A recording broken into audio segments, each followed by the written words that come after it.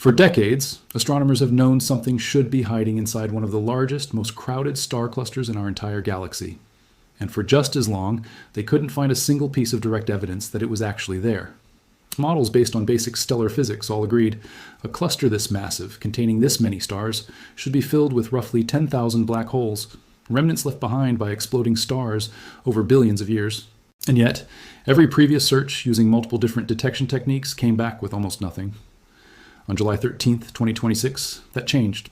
Using more than 2 decades of archival Hubble Space Telescope data, combined with newer, more precise observations from the James Webb Space Telescope, a team of astronomers finally confirmed the first solid, direct evidence of a black hole inside this cluster.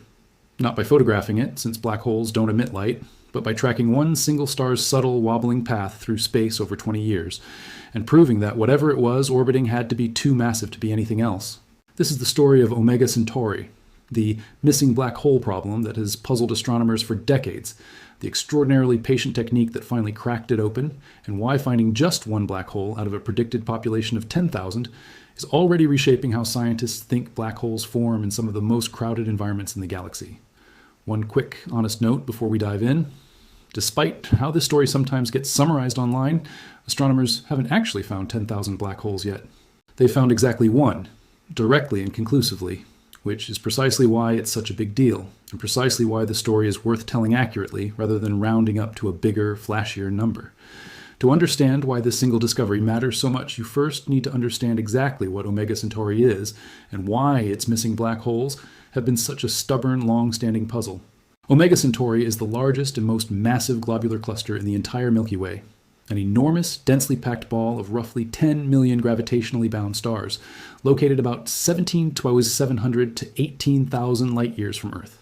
Unlike most globular clusters, which are typically faint smudges even through a telescope, Omega Centauri is bright enough to be visible to the naked eye under dark skies, which is part of why it's been studied so extensively for so long, and why astronomers have had such rich, deep archives of observational data to work with. Basic stellar physics gives astronomers a fairly confident expectation for what a cluster this size should contain. Stellar mass black holes form when massive stars, several times heavier than our own sun, run out of fuel and collapse under their own gravity at the end of their lives, following a supernova explosion. Given how many stars Omega Centauri holds, and given well-established models of how many of those stars should be massive enough to eventually become black holes, astronomers have long calculated that the cluster ought to contain somewhere around 10,000 stellar mass black holes, quietly scattered throughout its dense 10 million star population. The problem was actually finding any of them. For years, astronomers searched using 2 standard detection methods. The first, called the radial velocity method, looks for the subtle back-and-forth wobble a star's light shows as it orbits an unseen massive companion. The second method searches for radio or X-ray emission, the telltale signature of gas or dust falling into a black hole and heating up dramatically in the process, glowing brightly across those specific wavelengths as it does. Neither method turned up meaningful evidence of Omega Centauri's predicted black hole population. That's not because astronomers weren't looking. It's because both of those techniques have real, specific limitations that turn out to matter enormously in an environment exactly like this one. It's worth appreciating just how long this specific puzzle has actually been sitting unresolved. Omega Centauri has been a favorite target of professional astronomers for well over a century, precisely because of its unusual size, brightness, and accessibility compared to fainter, more distant globular clusters.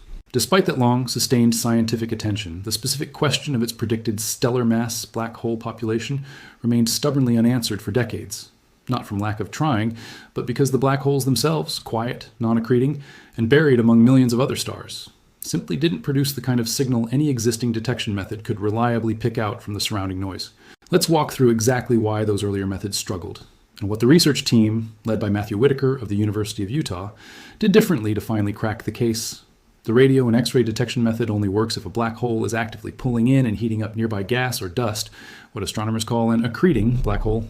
Many black holes, especially older, more isolated ones that aren't actively feeding on nearby material, simply don't produce that kind of detectable glow at all, making them essentially invisible to this particular technique, regardless of how sensitive the instruments are. The radial velocity method, meanwhile, works reasonably well for many binary star systems, but becomes considerably harder to apply reliably within an environment as densely packed as Omega Centauri's core, where the light from countless nearby stars can blend together and complicate a clean, isolated measurement of any single star's subtle wobble. Instead, Whitaker's team turned to a different technique entirely, Astrometry, the precise measurement of a star's exact position in the sky, tracked carefully over a long stretch of time to detect the extremely subtle side-to-side motion caused by an orbiting companion's gravity, rather than relying on measuring changes in the star's light directly. But to make this work, the team combed through more than 2 decades of archival Hubble Space Telescope data, spanning observations captured between 2002 and 2023, specifically searching for any star whose precise position shifted in a pattern consistent with orbiting an unusually massive invisible companion. They then pulled in additional near-infrared observations from the James Webb Space Telescope to further sharpen and refine the precision of their astrometric measurements, squeezing out every bit of additional accuracy modern instruments could provide. Astrometry as a technique isn't new in astronomy generally. It's the same basic principle behind measuring how much a star appears to shift position due to Earth's own motion around the Sun, a foundational method used for centuries to calculate stellar distances. What made this specific application genuinely difficult was the sheer precision required. Detecting a wobble caused by a black hole's gravity in a star sitting roughly 18,000 light-years away, embedded within one of the most crowded stellar fields in the galaxy, demands measurement precision far beyond what earlier generations of telescopes could achieve. Only with more than 2 decades of accumulated Hubble data, further sharpened using Webb's own observations, did the team finally have enough combined precision and a long enough time baseline to reliably detect a signal this subtle. That painstaking process paid off. The team identified a single star weighing about 78 times the mass of our own Sun, whose position had been tracing out a slow, subtle orbital wobble consistent with a companion object considerably more massive than the star itself. By carefully constraining that companion's mass using the full 20-plus years of combined data, the team calculated it at approximately 46 times the mass of the Sun, heavy enough that it couldn't plausibly be a neutron star, the other type of extremely dense stellar remnant that can sometimes masquerade as a black hole in less precise measurements. As co-author Anil Seth of the University of Utah explained, once the star's own mass of 0.78 solar masses was already known, the team could calculate the companion's mass directly, and 46 solar masses is simply too heavy to be anything other than a black hole. The team named their discovery Omega Cat BH2, the first confirmed stellar mass black hole ever directly identified within Omega Centauri. And it wasn't an entirely blind discovery either.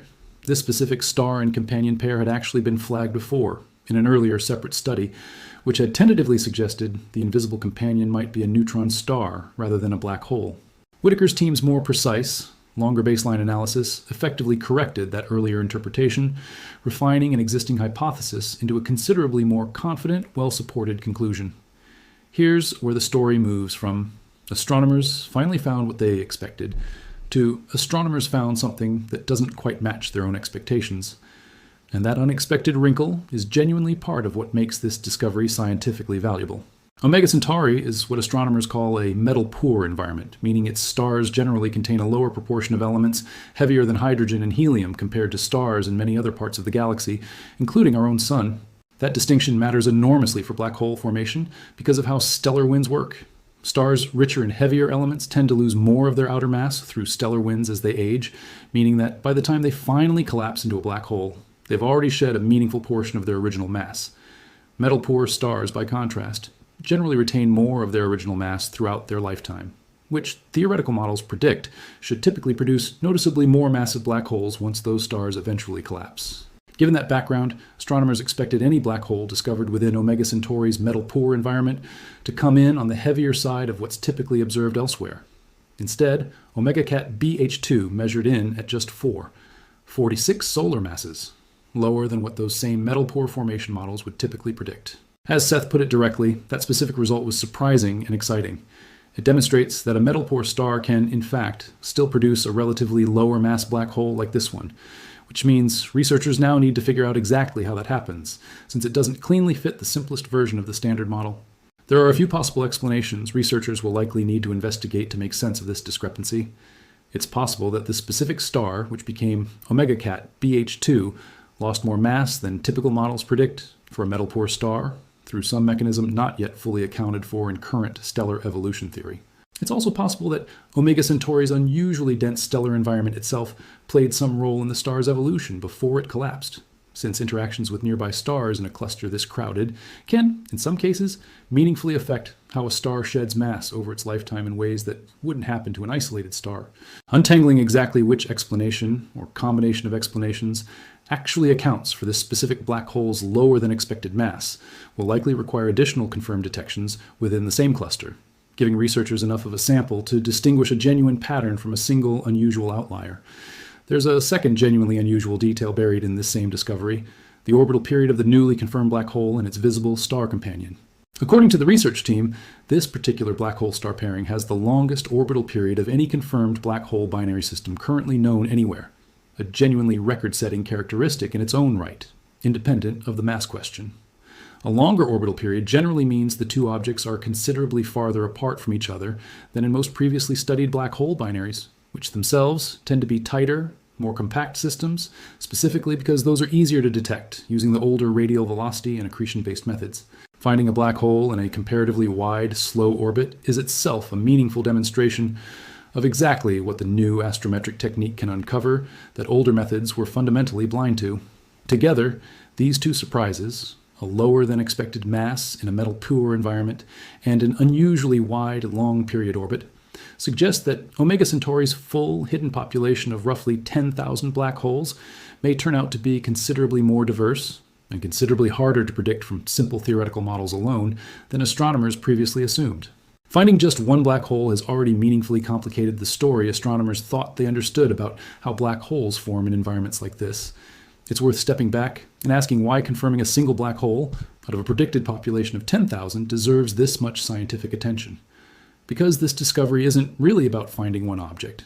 It's about proving that an entirely new detection method actually works, in exactly the environment where older methods had consistently failed. Astrometry, precisely tracking a star's position over 2 full decades of combined data, succeeded specifically where radial velocity measurements and accretion-based radio and X-ray searches had come up empty for years. That's a genuinely significant methodological breakthrough, because it means researchers now have a validated working technique specifically suited to hunting for isolated, non-accreting black holes in dense stellar environments, objects that would otherwise remain permanently invisible to every other detection method currently available. That matters enormously for the broader missing black hole problem this discovery is named after.